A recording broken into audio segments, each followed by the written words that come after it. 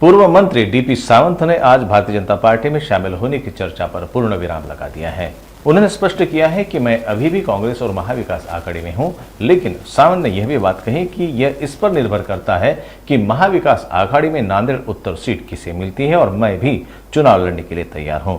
मैंने 2 बार इस निर्वाचन क्षेत्र का नेतृत्व किया है, लेकिन 2019 के चुनाव में मैं कुछ वोटों से हार गया था, लेकिन आज भी मैं कांग्रेस पार्टी के प्रति वफादार हूं।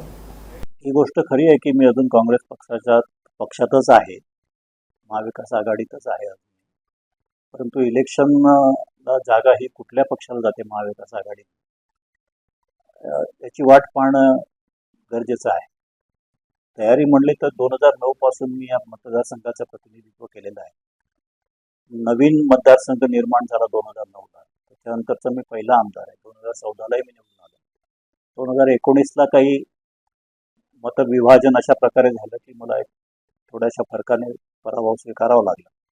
परंतु आताही तयारी आहे माझी, पण कशा पद्धतीने आता पुढे जायचं हे येणाऱ्या काळात 15-20 दिवसात कळेल.